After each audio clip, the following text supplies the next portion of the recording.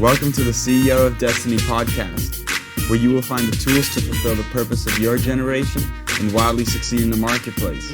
And now your host, Andre J. Benjamin.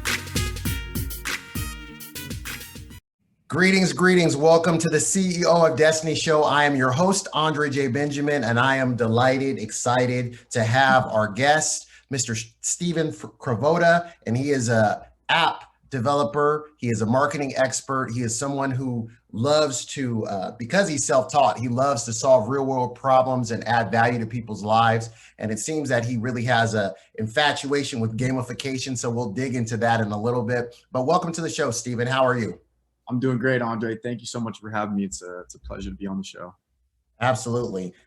So we like to, the purpose of our show is to really help people to take hold of their own destiny. We believe that every person is a chief executive officer of their destiny, and that they're giving a report back to their creator. They're cultivating their gift. They're developing and stewarding the opportunities that are before them. They're both taking the opportunities that are presented, and they're also making opportunities with their gift set. So can you tell us a little bit about your origin story? I'm a Marvel guy and I like comic books. So, tell us a little bit about your origin story, because you're young. So we want to hear what Mr. Young Steven was engaged in his earlier years. Yeah, absolutely. First of all, I want to say you hit it right on the head there. We're 100% aligned on what you just said, like taking bets on yourself, and believing in yourself. I actually have a painting right there. I don't know if you can see what it says, but it says bet on yourself. So that's kind of the motto that I live by. So I appreciate you for saying that. My origin story. I guess it goes back to, the very early days of my childhood. My dad was a salesman. So, I grew up around that environment, always, looking to sell something. I was going door to door trying to sell random stuff to my neighbors and stuff like that. So I was a born marketer for sure. I think I'm a web app and, serial entrepreneur. I think that when that really started for me was I watched this movie called The Social Network. Yes. If you've seen it, and yes. It's about Mark Zuckerberg creating Facebook and like building the whole platform, coding it from scratch. So, that I watched that movie and I was like, all right, this is the coolest thing ever. Like, I have to do this. So I've heard quite a few people, especially as of late, who are making some moves in the tech space, talk about how that movie influenced them at a young age. Can you talk about what was stand out to you? Like, why did that hit you? I mean, it's an incredible movie. Like the whole storyline, is Mark Zuckerberg is in college at the time, and he was just hacking away at stuff. And he kind of teamed up with his best friend Eduardo, and they built like this crazy company. And I don't know, something about the way the movie was put together and the way it was portrayed was just incredibly motivating for me as a young entrepreneur. And right after I watched that movie, I went straight to YouTube. I went to Google and I learned how to build a website. And I kind of started there and, started putting paid ads on my website, promoting people's products on my websites, and started making a little bit of money. And then once I figured out I can make money on the internet and like not do a typical job, like that changed my whole world. And, I've been obsessed ever since then.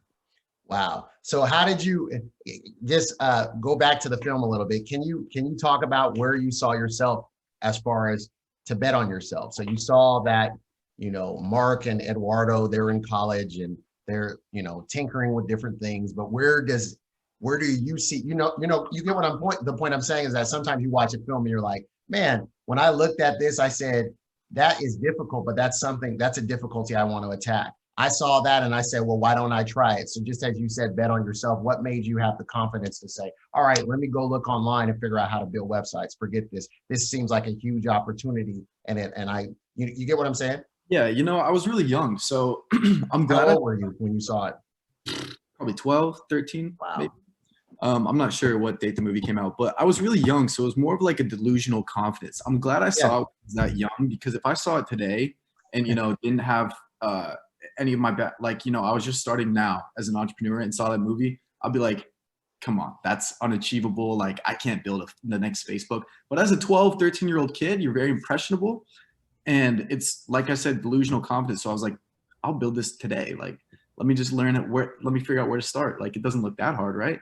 And it looks cool. So, and then that's well stated. What would you say drives you daily? Like, what gets you up daily?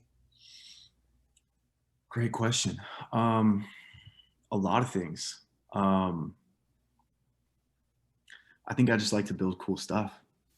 Like, my latest project, Puff Count, it's an app that helps people quit vaping. And, you know, it's definitely the hardest project I've ever worked on. But, you know, what keeps me going is the comments that I get day in, day out of, you know, people that we've helped with Puff Count that have quit vaping after using our product and stuff like that. And we're going to get more to Puff Count. I want to hear, like, so it drives you because I know you talked about you love working with and solving real world problems. So, you know, if for yourself, and then, you know, when you you got online, you started to teach yourself some things, you start looking at these different sites, your YouTube, which is phenomenal to me because I used to do a lot of work in education. Now I do more with the educators, but when I was working directly with students, I was judging some of my students because I thought all YouTube was cat videos. You know, this is some time ago. And I'm like, stop watching all those distracting, dumb videos. And they're like, no, Mr. Benjamin. They're like, you can learn. So they start pulling up and show me, they're like, you can learn anything on here. Look. And they start pulling up. And so I'm like, wow, I stand corrected. So you enrolled in YouTube University and you begin to do things and they started to work. So talk about that process of how you started to say, well, let me expound upon this skill set and add more on. Oof. I mean, it's been years and years. I still learn on YouTube to this day.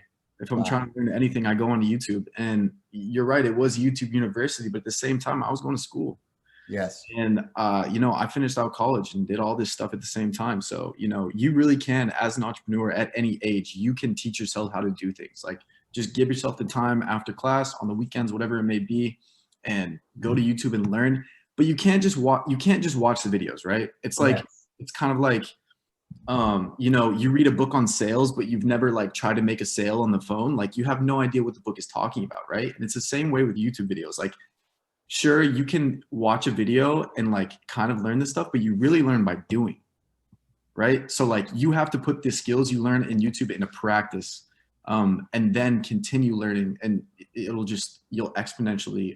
So what was your first web company then when you started and you start marketing? Was it websites that you said, hey, I'll do your website for you, or I'll be an affiliate, I'll put this on here and represent? What were you doing?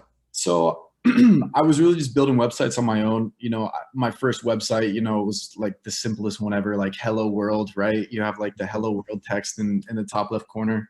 And from that progression, obviously, like, I YouTube, like, all right, how do I make money now? How do I make money now with the website? And I came across this thing called Google AdSense.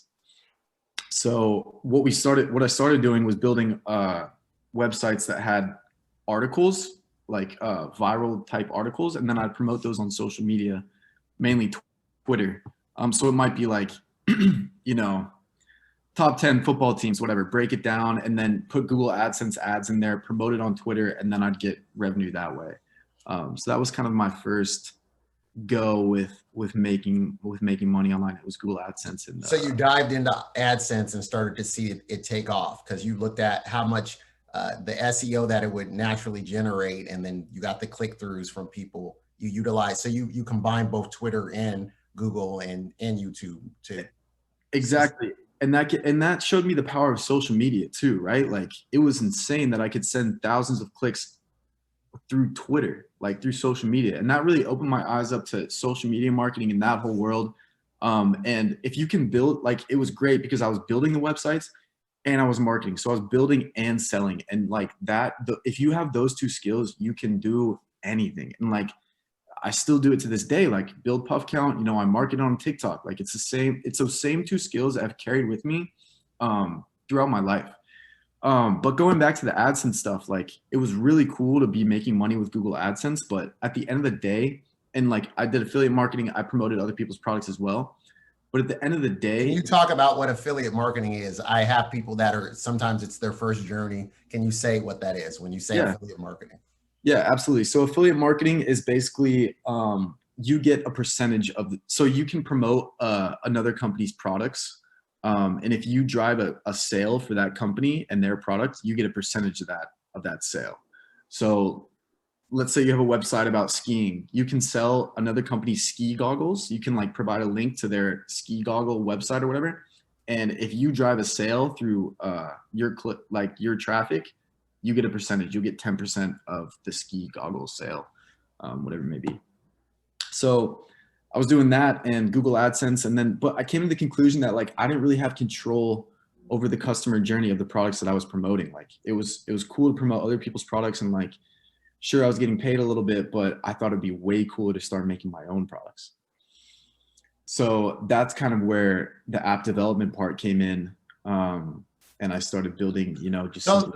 So pause on that then. So you're doing the affiliate marketing, and some people, I mean, they swear by it. They'll stay being affiliates for, they've been affiliates for 10, 20 years. There's people who have done that a lot. And what made you pivot to, when you talked about, I don't like how I don't really have control over their journey? Why was that important to you? And then what makes you think, man, I'm about to try to build my own product. Forget this. I'm not going to say I completely pivoted away. Like I was definitely still doing that throughout. Yes. I used it to kind of fund building my own products. But like, again, as a young kid, like I saw these people like building their own brands and promoting them on on Twitter. And I was like, yo, that's cool. Like I wanted something to call my own, right? Like, sure, I'm a marketer, but I'm also a builder. You know what I mean? So like I had that like drive, like I need to have my own thing as well. And like, I don't know. I just wanted something to show people and be proud of. I love it. So when you get to developing your first app, because that first was websites, right? So you started building websites, and did you enjoy that? Was that a process that you enjoyed? Yeah, absolutely love it. Building websites for myself, one of my favorite things to do. Down the line, I started building websites for clients, which is tough. I don't enjoy that. I do not enjoy that because they're so finicky, right? Is it just the challenges of 100%? It's never perfect, right? And no website will ever be perfect. But the client always has like, change this color, change the font text here. It's like, come on. But it's the hustle. But so then you move take us on your product journey. You start with with websites, you're doing it for yourself. You recognize that, hey, I can put stuff on here. I can promote other people's products.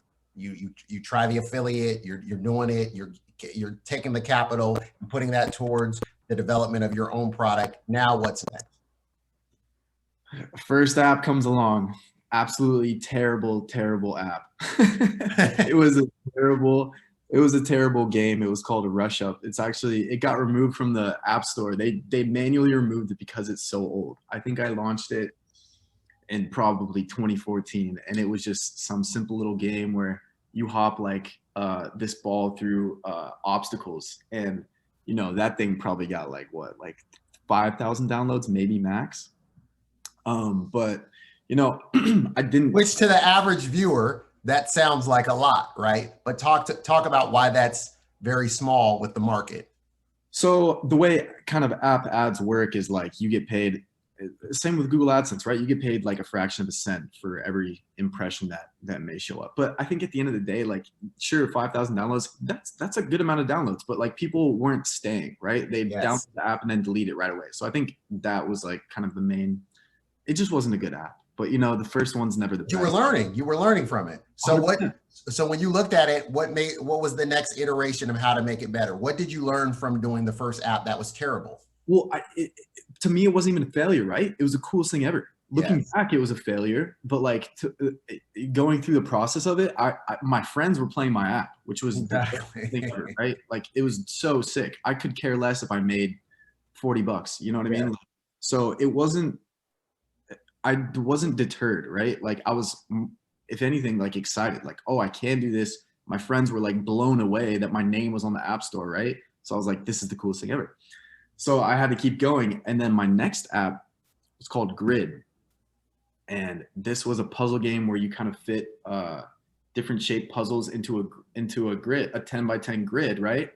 And if you fill up, it was kind of like Tetris, but you could you manually move the pieces. This app is still on the App Store under my name. You check it out. It's still fun to this day. But that one really took off. I like hit a stride with the marketing on Twitter.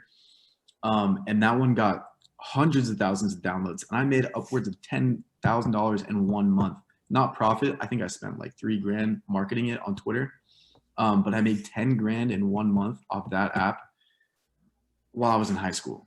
And lovely. That was, how old are you while you're in high school when this happens? I was probably 16.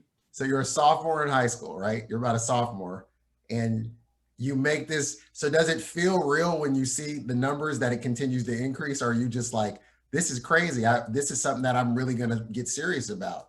It felt real. And, you know, did you tell people, or were you waiting to tell? Or were you waiting? 100%. I told my parents, I was like, yo, I'm dropping out of school. I'm getting my own place. Like, I'm gone. This is it for me. And they were like, no, you're not. Like, why am I even going to school anymore? I made more than my teacher this month. Right, exactly. And that's how I was feeling. But so how did you decide? So then how did you take us back to how you decided on, how do you decide on what's going to be a game? You get what I'm saying? How do you decide what's the opportunity? What is something people might want? What is something I'm going to take a risk on? How do I know that this will connect? And, you know, and you don't know, but I'm saying, what was the metrics by which you decided on, and the criteria by, hey, this looks like an opportunity worth pursuing. I'll try this game.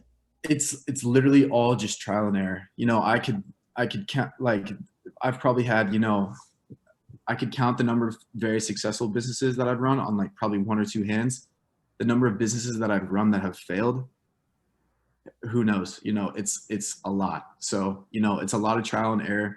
And again, going back to like honing your marketing skills and your building skills, like when I'm building something, I always think marketing first. I'm like, all right, how am I going to promote this to the potential customer? Is this a promotable product? And that's kind of how I decided. And I knew Grid right off the bat would be promotable because it looked clean. It was super clean. I knew it could be an addicting game.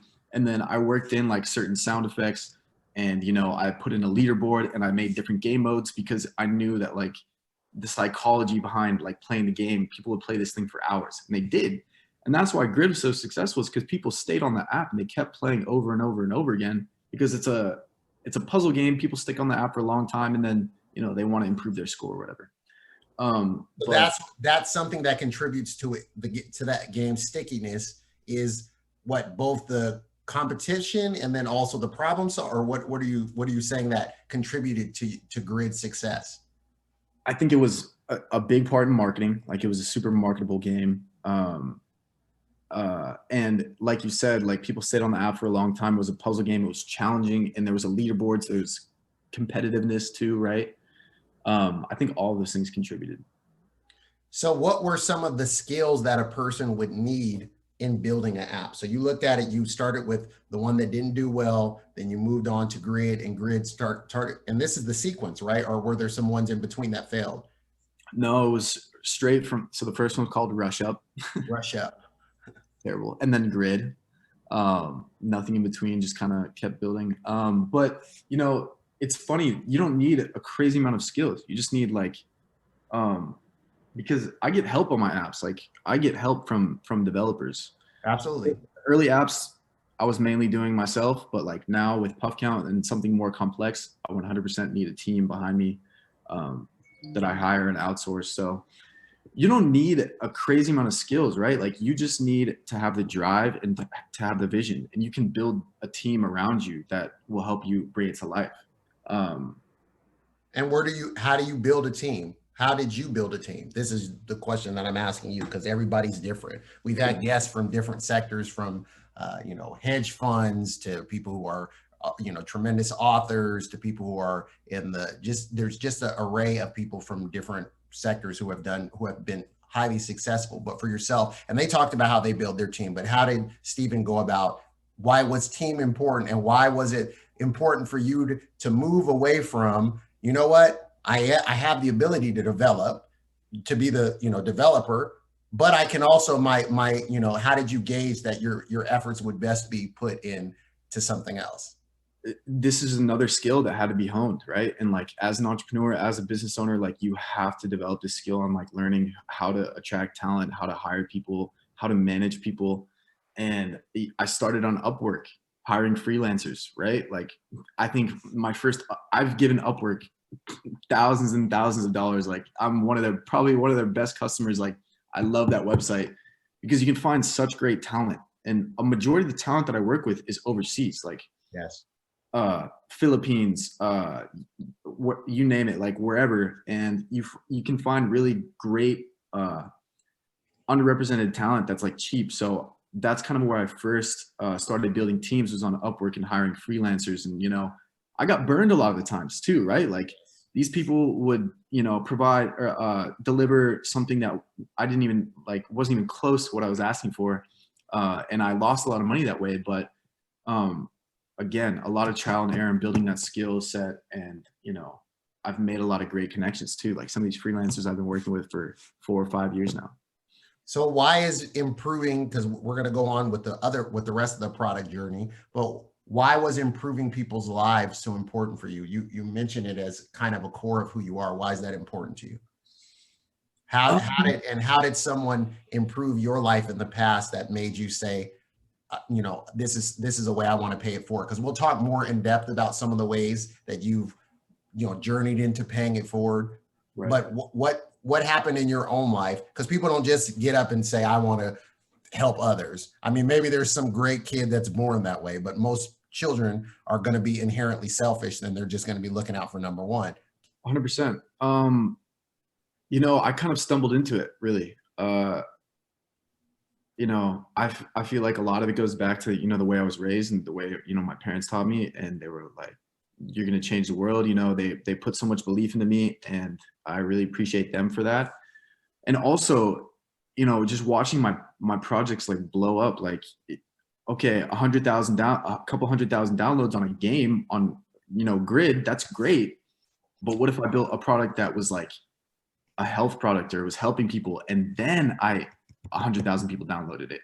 Then I'm changing lives. I'm not just making money, right? I'm not just wasting people's time on a game. Like, I'm improving people's lives.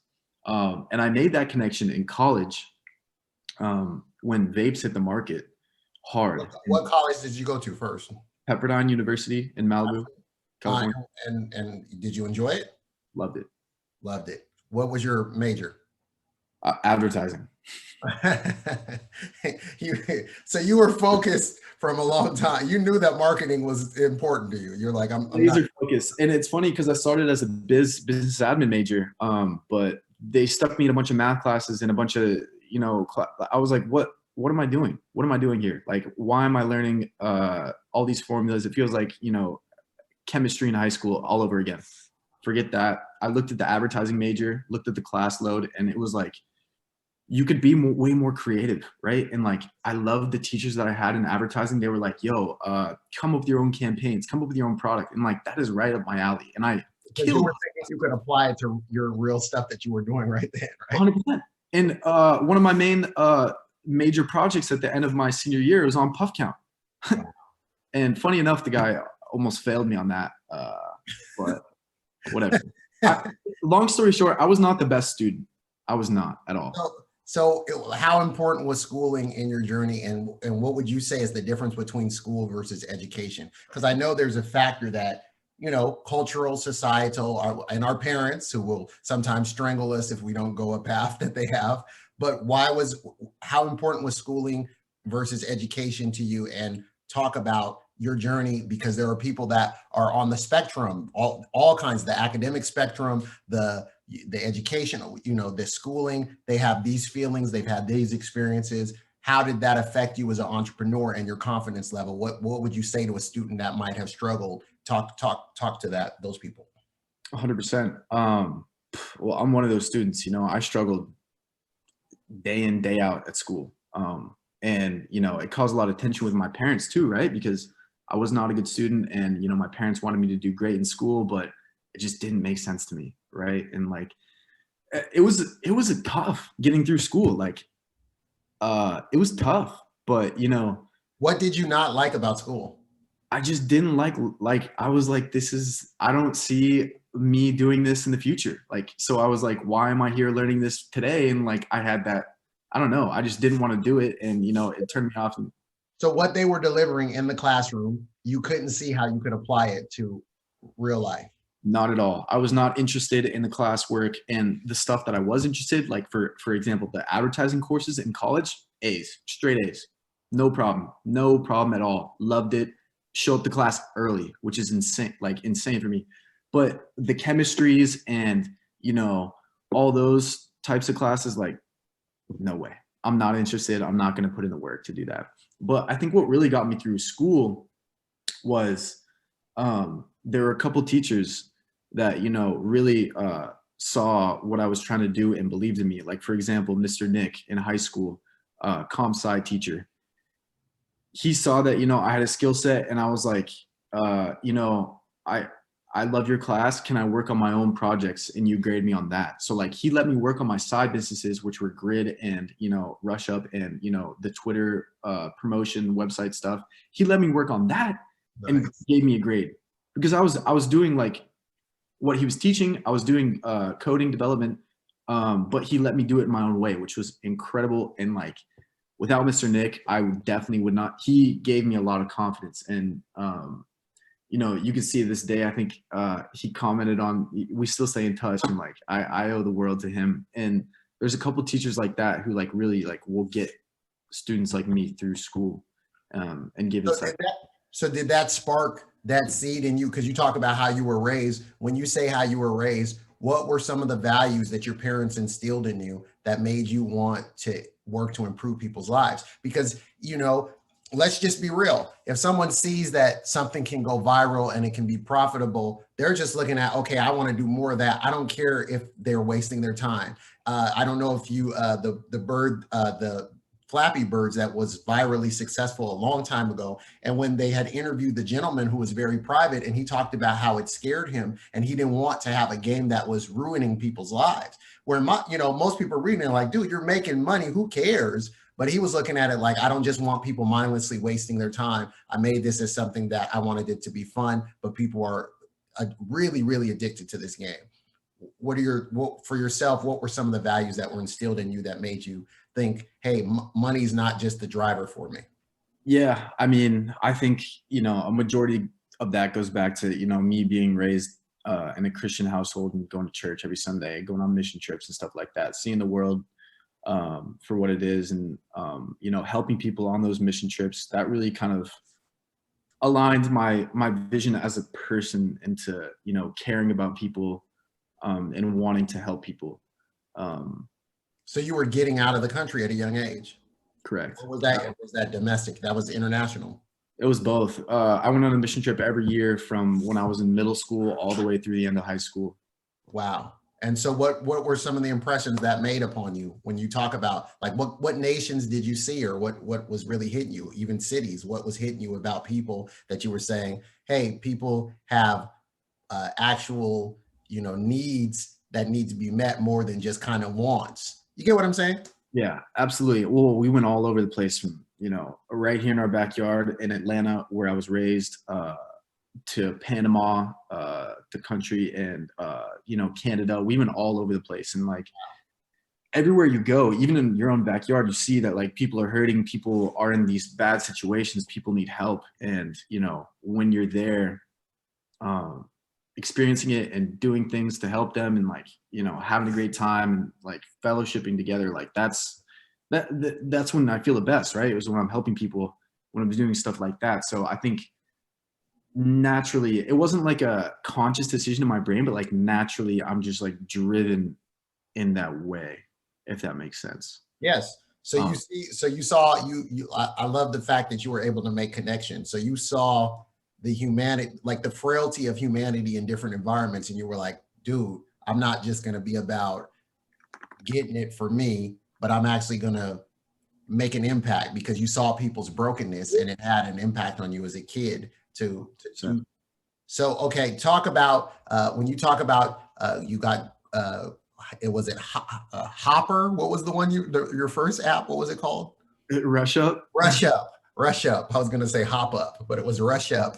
Rush Up, and then you have Grid, and then what was next? Wordle. Okay, you got there. Let's talk about Wordle. Yeah. I'm sure that's not a unfamiliar, if it is unfamiliar, people, as soon as they do a search, will figure out why Wordle, cracks the smile, because it's at the forefront of a lot of people's mind. My wife included is a huge Wordle consumer. So go ahead. Awesome. Yeah. So after Grid the success with Grid, I was like, all right, let me do it again. And I kind of tried to build a similar sort of game, like a puzzle game that would challenge people's brains, because I saw that worked so well with Grid. And then I was like, okay, a word game would be cool. They're quick to play, so you have a lot of opportunities to like get playthroughs and people hopefully challenge themselves mentally, but like also I brought in the leaderboard aspect again, where I try to make it very competitive. So why was the leaderboard so important to you to have that in there? Back in the day, like, I don't know what it was, but back in the day, every game had a leaderboard, and like it was, well, at least with my friends, like in high school, I saw like people were like, oh, #1 in the world in this app. And that was like such a big thing back. I don't think it is very much now. Like people don't care as much.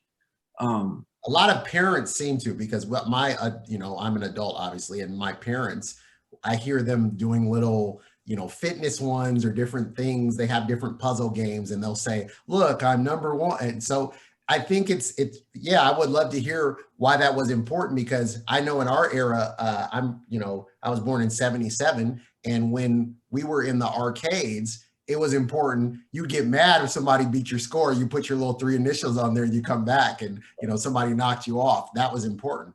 So it wasn't. Yeah, it gave competitiveness. Like at the home screen of every app, I would have the leaderboard button, right? So you click on that and then see what all the top scores were, and like that drove competition in the apps and made people want to play longer and like get the higher score, which was ultimately good for me. But also, I use the leaderboards as like a marketing ploy, right? Like, if you can beat the #1 score, I'd have these tweets out live. If you can beat the #1 score, I'll Venmo you or PayPal you $100 right now. Like, just send me proof. But like, no one's gonna beat the score, right? Because these scores have been up there for like months and months and months. But it was great for marketing. So yeah, I think. So then, with Wordle starts to tell us about Wordle versus Grid and the kind of the jump. And then I want to kind of go back to when you started to earn money and you're in high school. What does a young person do who's earning more than a lot of adults at that point? Nothing smart, I'll tell you that much. But yeah, so I think to wrap up the Wordle, like I built the game and it did fairly well. Didn't do as well as Grid, so I was like, not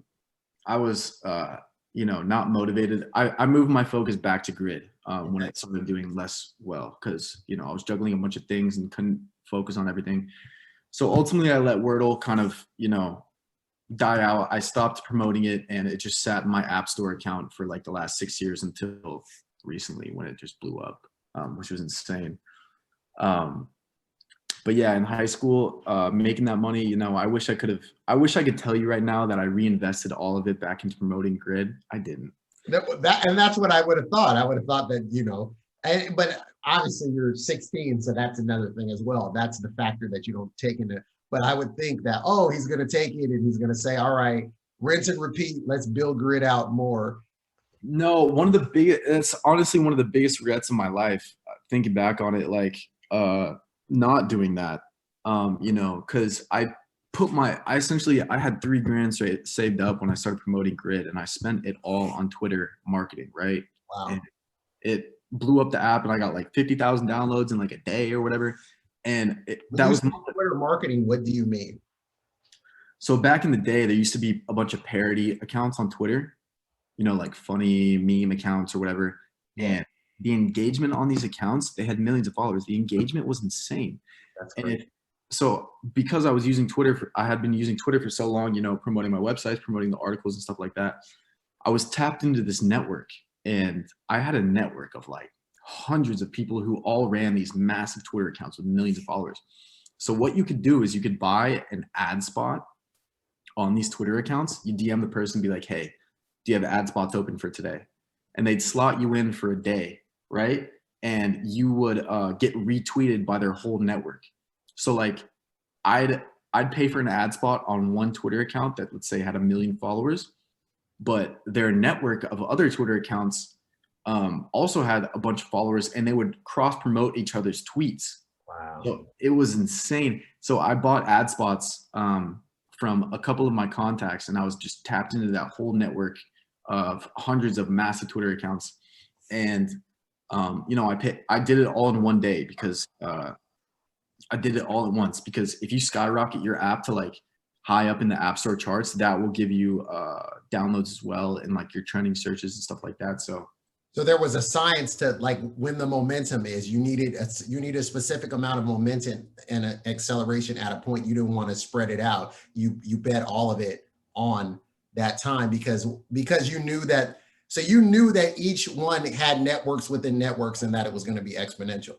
100%. I was tapped in, and I had built up this network of mine, and like I knew that this would do well because I was connected with the best people, which was a blessing. And yeah, it worked, and I was blown away, and I blew all the money. I didn't put it back into the game. Kept making me money, right? The game kept making me money, but I just like I don't know what was going on. I was like doing a bunch of things. I was in school. I was playing soccer. So how did your parents convince you to not drop out of school when you were already earning a significant amount? I mean, it's not like you didn't make $1 billion, but still, for someone who, because I don't know, you would say that you came from what, a middle class family? Middle upper class family. I was I had such a blessed upbringing. Yeah. Okay. So, but with that being said, you see that it's, you're like, a lot of adults work for this and they might get this in 2 months, right? How did they convince you to stay in school? Or was it you that convinced you? Did you want to say like, I don't know if this is really going to be all me, or I'm going to stay in this? I wish I could tell you the exact reason. I don't, there's no way they would have let me drop out. First of all, like my mom would have gone ballistic. So, but also too, like I was a social guy. Yes. I enjoyed going to school, seeing my friends, and like, school wasn't hard for me. I just didn't like it. You know what I mean? So like I could coast through school and get C's and B's. Like, you know what I mean? Like I could not mentally not show up and like do my own thing. But yeah, I think ultimately like the social aspect, and I hold true to this day, like the social aspect of school is much more valuable than, what I learned in class. That's just a me thing. I'm not sure. So then you start seeing success with the app and you're making money. And I want to talk about the things that inspire you. But when you were start making money, and did that change your relationship with those who were in the know? Because everybody's not on, apps and whatnot. But those that were in the know, did it change your relationship with people? Or were people just like, man, I'm excited about this for you? What do you mean people in the know? Meaning people who knew, because you didn't tell everybody that you had a successful app. I'm assuming you weren't walking around with a billboard, get my app, I'm already making great money off of this, now you guys make me richer. Like you're just doing your business, and you saw something take off, and then like you said, you start to figure out, maybe double down on it or continue on in the path. Yeah, well, it was cool. I think, again, I'm so blessed to have like a family that supports me and friends that supported me. Like they all thought it was cool. And like I was grinding with my friends on this type of stuff. Like a lot of my close friends were doing similar sort of stuff. So, we'd always bounce ideas off each other. But yeah, I mean, my other friends who weren't, necessarily entrepreneurial would come to me and be like, yo, I want to make an app. Like I see you're doing this and whatever. So it was cool. It was all love. Nothing bad. And this is in Atlanta, correct? Correct. Alpharetta, a little suburb. Nice. Okay. And then who are some of the people that inspire you? You already talked about the social network, and that was a film version of some events that took place, but what are some of the people that personally were inspiring you? And you talked about that teacher that believed in you in high school and also kind of planted that seed for you to also do the same for others. So who are some of the people that you would say inspire you? Definitely Mr. Nick, that teacher, definitely the social network, definitely my pops. He definitely inspired me a lot at an early age. He told me when I was a young kid, he said, I remember this like vividly in my brain, like, don't work for the man, like do your own thing. And I was like, all right, I get it. Okay. And you know, he's successful, but like at the same time, he's like, yo, don't work for the man. Like, you're smarter than that. You can do your own thing. So he sparked that seed in you when you talked about selling random things from door to door. It made you actually appreciate sales, because most people, and can you define sales in the manner in which you see it? Because a lot of people still have a lot of hangups about sales. They have a negative perception of sales. And I think that kind of comes from almost the employee-based school system that just kind of teaches people to be a cog. And so they see sales as something slimy, not realizing when they're sitting in the classroom, that's selling them ideas right there. Can you talk about why sales is important?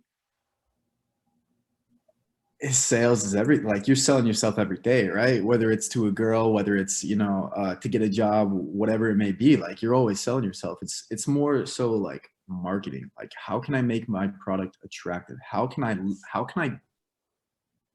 get my product in front of people? And sales is a great thing. Sales and marketing are an amazing thing. It's a skill that you have to hone throughout the years. And there are slimy ways to go about it, and there are like really cool ways to go about it. There's a million things that sales is such a broad term. Like you said, it's really hard to define, but the way I look at it is just like, how can I get people to talk about what I want them to talk about? So what were the aspects about how your dad was selling that inspired you to adopt the skill set of selling and then think about marketing as well? I would go to my dad's work or whatever, and I didn't really know what was going on, but I think just in general, the way he spoke to people, the way he acted, the way he was, got along with everyone, the way he always knew what people were talking about and always had something to say about certain topics, like, that is sales to me. Like, you're more so selling yourself as a person, right? Like, if people like you, they're going to buy from you, which was, I don't know, it's crazy. Like, my dad always sold like online digital products too, like tech sales kind of. So like SaaS, he did like SaaS? Or yeah, SaaS, like digital products, like stuff like that. And I don't know. I just, like, he was at a very high level. So a lot of it went over my head as a young kid, but like, parts. Yeah, just the way he carried himself and the way he spoke to people, and the way people like listened to him, and like, that was, to me, what I got out of my childhood. So let's talk about a little bit about vaping and kind of like what vaping is, why it took off, and then how it impacted you, and then kind of the moves that you made of why you wanted to even impact that arena. Yeah, 100%. So I was a sophomore in college, still grinding, doing my entrepreneurial thing, trying to figure it out while in school.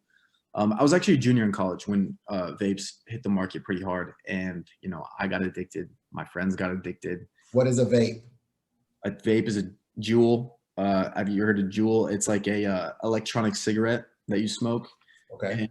And these things were being passed around like candy at parties, which is insane, because a year prior, not even 6 months prior, if I had $100 bill and tried to buy a cigarette on campus, I couldn't do it, because no one smokes cigarettes, right? Like, and that's the crazy thing about my generation, is we're so turned off by cigarettes. Like, it has been so instilled in us that cigarettes are bad, that you would think vapes wouldn't be able to touch us, right? It's complete opposite. They took over. Like, every young kid I knew had at least tried one, if not like owned one, which was insane. And immediately I saw that, and I was like, okay, this is a real problem. Like, the market is clearly shifting. Young people are not smoking cigarettes, they're vaping. That is it's onboarding people to nicotine addiction. It's the gateway, right? Wow. So I knew that was going to be a problem, and I was witnessing it firsthand.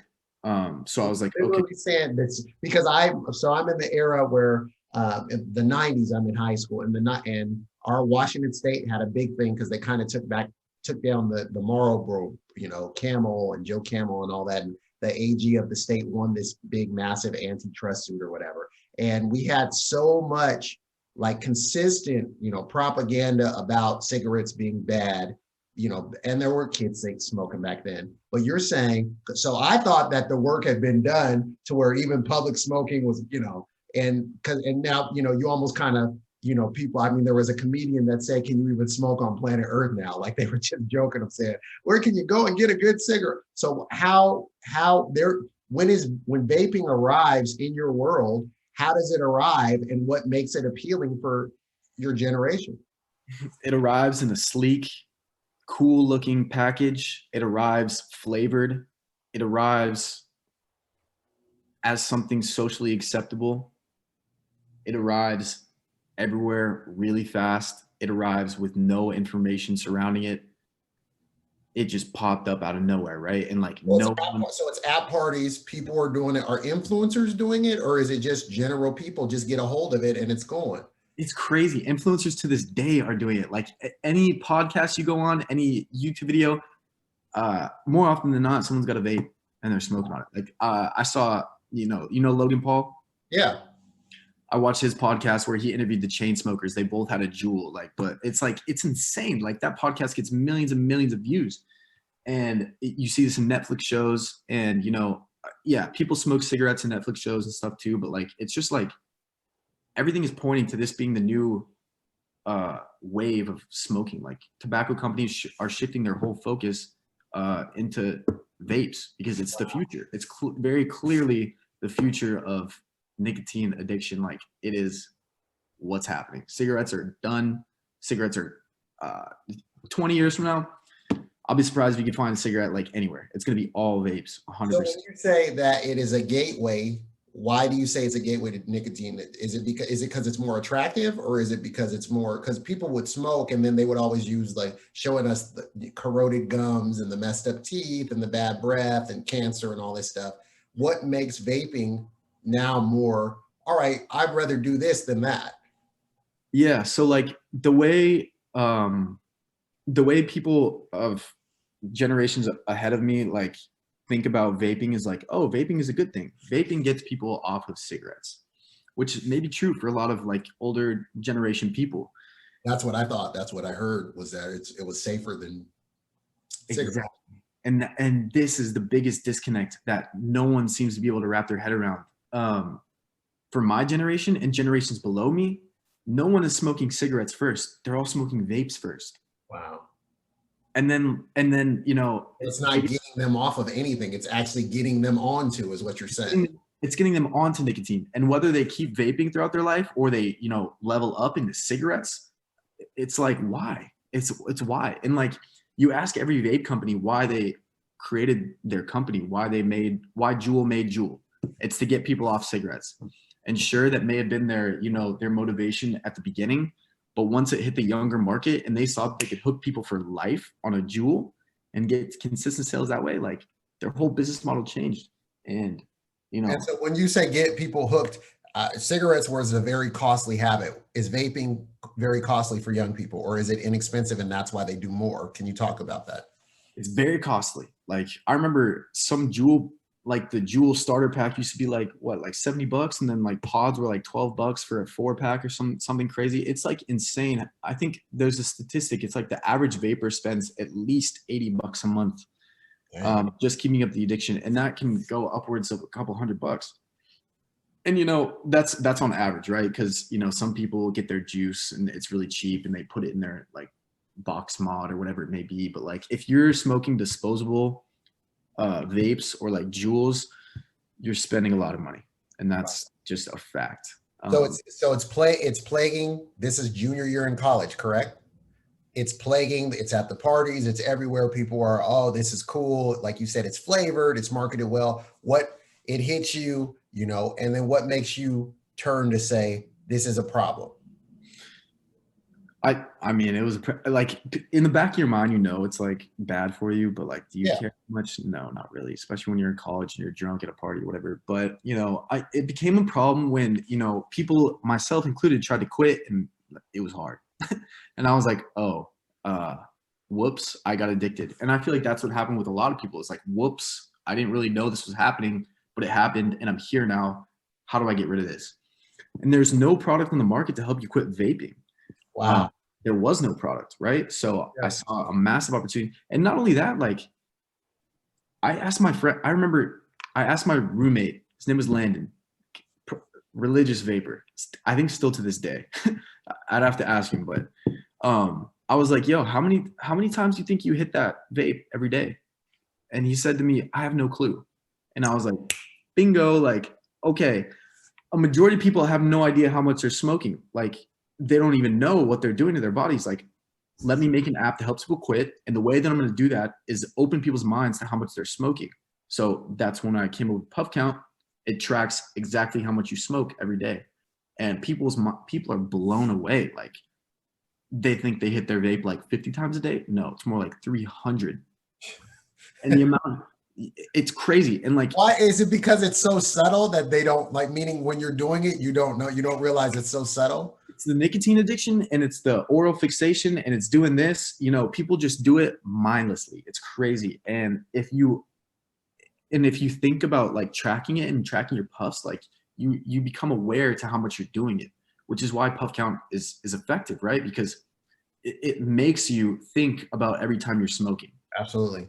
Right. And not only that, you can track like how much nicotine you're intaking as well. Like on these vape packages, it says 5% nicotine. And in the grand scheme of things, out of 100, 5% seems really small. But in reality, that's 50 milligrams per milliliter of juice, I believe it is, which is an insane amount of nicotine. Like, oftentimes people who vape, because they hit their vapes so often, they're intaking more nicotine than they would smoking cigarettes. Wow, because it's less, so it's more, because of its subtlety, you actually end up doing more than less. Because the whole idea, like you said, because that's even the way I think it was originally pitched, was that we thought it was a way for people to get off cigarettes. So when I would see somebody doing it, I'm like, oh, this is just kind of like the Nicorette patch. This is an opportunity for them to get off. And you're saying young people, they didn't even have cigarettes. It was just this. And since this is so addictive, they're actually consuming more than they would through packs of cigarettes. 100%. And like, each individual cigarette, sure, is stronger than most vapes, right? But the vapes were built to get people off cigarettes. So the vapes themselves are very strong. Like, 5% is not a nicotine percentage that if you're getting on nicotine for the first time, you need to be doing. Like, the first time you hit a 5% Juul pod, I remember it. I was like, it like domed me. Like, I got so, what's the word? Buzzed. Yes. Like, you get so like buzz immediately. Yeah, there's no reason that a young kid smoking nicotine for the first time needs to be on a 5% pod, but that's the base. That's like the average vape strength in nicotine. It's insane, but it makes sense because vapes are built to get people off cigarettes, right? So they need to be strong in order to, get rid of that craving. Yeah. Well, if you're smoking, it's supposed to be condensed, but it didn't work. It didn't work. It has a reverse effect for those that have never experienced the starter pack of cigarettes, but are now just doing this for the first time. And this is becoming, as you say, addictive in its habit formation. What makes Steven start going to work on it? And when you hit your own bottom, so talk about a little bit about your bottom and what made you be like, all right, I'm off of this. I need to get free from this. I'm about to do something different. Well, yeah, I was playing soccer, and it was like killing my lungs when I was running and stuff. I was like, okay, this is a problem. And it was really a problem when I tried to quit, and I like really was struggling with that. Because in college, I wasn't the best student, as we spoke about, and school stressed me out. So, the vaping was a coping mechanism for that. But that's probably for many people. So I imagine it probably exponentially blew up during the last couple of years because of all the stuff that's happened. 100%. And like, the thing about nicotine, which it tricks your brain, because like, nicotine will oftentimes enhance those feelings of anxiety, whatever it may be. And you think you're getting rid of it, but no, like, that's the withdrawals hitting you, and you're getting rid of the withdrawals, right? So it's a vicious cycle. And I was going through that. And so were a lot of my friends. So, I saw a big opportunity. I didn't really have a plan. I was just kind of like, let's go, let's ship it, let's make a product. And it happened. I built. What kind of feedback are you getting back from people, and how it's helping them, and how does that make you feel? So a majority, it's overwhelmingly positive feedback. People get the mission. It makes sense. The app itself makes sense. Like, tracking your puffs, cutting back slowly is an easy thing to wrap your head around.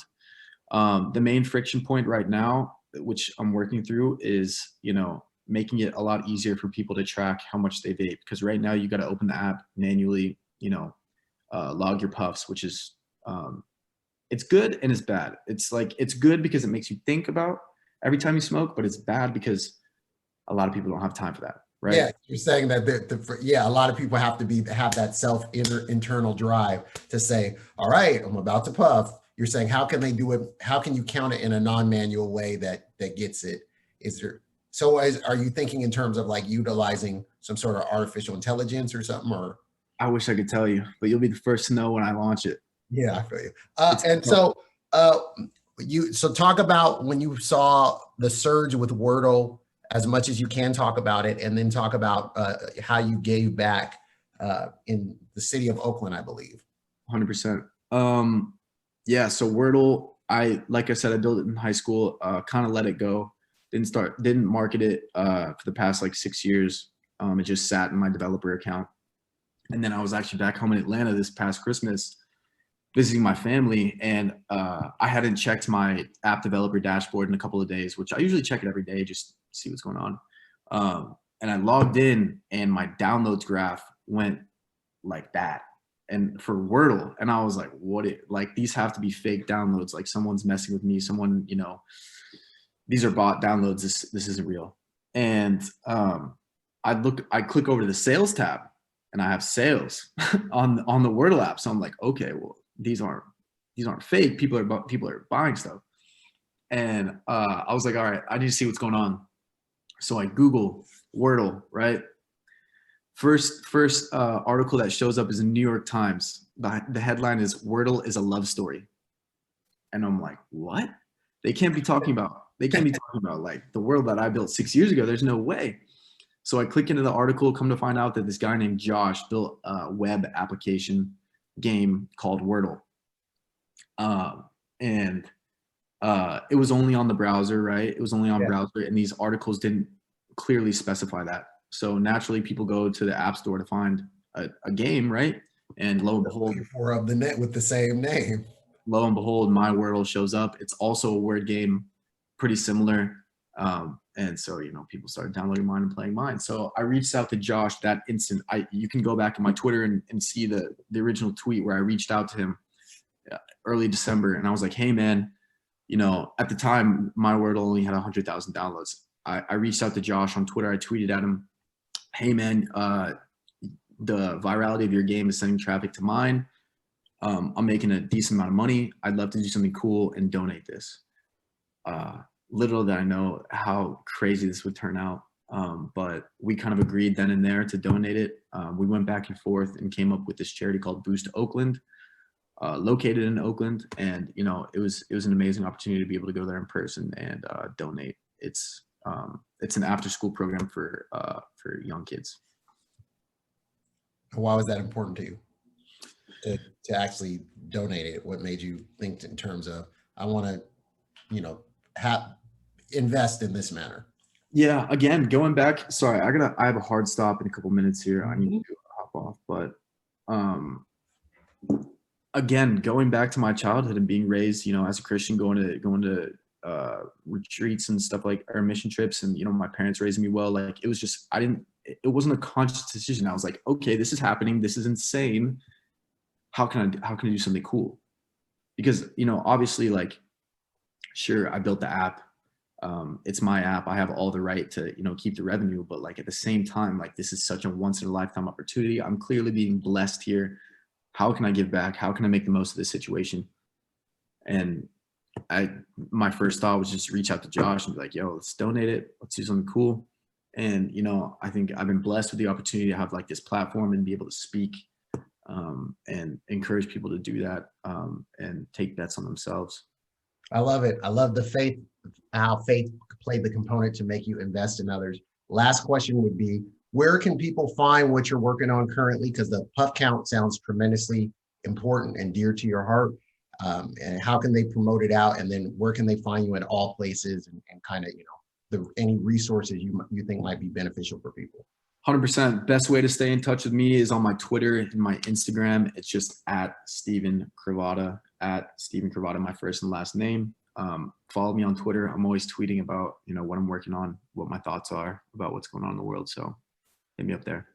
Awesome. Thank you for being here. Thank you for investing in the next generation. And thank you for inspiring people to actually take hold of their destiny and to give thanks where thanks is due to both your parents. Love to see young people doing that. That's a rarity. And I know you're probably like, life's not a crystal stair, but you honoring your parents is massive. And then also you honoring God in this manner is tremendous. So thank you for your time. And that's the show today. Go ahead and find him. That's Stephen Cravotta on all areas. That's his handle. Get him on Twitter, get him on IG. Look forward to what he'll be working on in the future. Thanks, Stephen. Yes, sir. Thank you. Thank you so much, Andre. Hopefully I get to interview you next time because I'm curious. I have a bunch of questions to ask you. We'll follow up, man. It's good hearing from you. Thanks. Take care. Thanks, man. Thank you for listening to today's episode. Do us a favor. If this was useful in any way for you, please go to iTunes and leave us a review. Reviews will allow others to easily discover the podcast. If you'd like more information and to receive a free download, Rediscover Your Destiny, go to ceoofdestiny.com. Thanks again, and tune in next time.